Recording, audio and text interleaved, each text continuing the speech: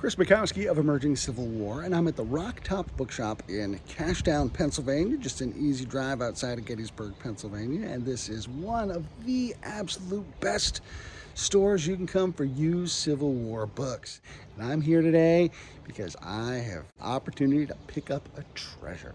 So I just picked up an entire set of the Confederate Veteran magazine and an entire set of the Southern Historical Society papers. It's like I'm going to have a whole bunch of Confederate propaganda in the trunk of my car. The original run of Confederate Veteran magazine was published by the United Confederate Veterans, and it went from 1893 through 1932, spanning 40 collected volumes. The Southern Historical Society papers span 52 collected volumes. Their publication began as early as 1876 and ran all the way through 1959. Now, I should point out I am not an adherent of the lost cause mythology. In fact, we could make a pretty strong argument that some of the material that are in these boxes did more to undermine Reconstruction and complicate and muddy our understanding of the Civil War than anything else that was written. But as a writer, these boxes are full of gold. When I'm telling a story or writing a book, I'm always looking for that great colorful anecdote, the unique story, the great well-written sentence or perfect soundbite. And these pieces are absolutely full of them, which make them an absolute treasure to work with as a writer. Now, of course, one of the challenges of working with a source like this is that it's a subjective truth. It's not an objective truth. It's not even necessarily factually accurate. It's the perception of one person in one spot, unable to see the entire scope of events around them. But it still is that person's truth as he or she experienced it. But as you get farther away from the moment when something happens, of course, our memories get fuzzy. And so things become a little less reliable.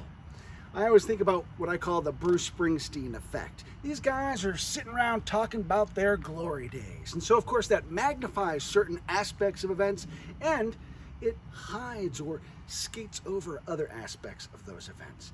So, of course, that makes these pretty tricky. We also have to remember that these guys are basically talking in an echo chamber. They're delivering these papers or giving these talks or writing these pieces to people just like them who want to hear what they want to hear. And these speakers and writers are telling them what they want to hear.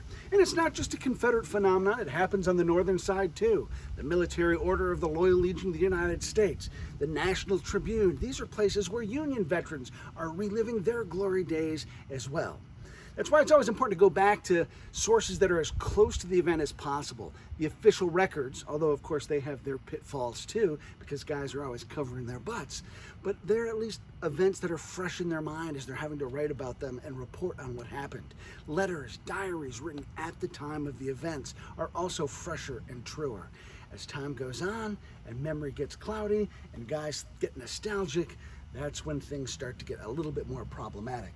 But it is writing gold, and that makes these sources so fun to read, north and south. I encourage you to go back and look at those sorts of things for yourself and see how they can deepen your understanding of the Civil War, but also keeping in mind how they may have also clouded or helped you misunderstand the Civil War too.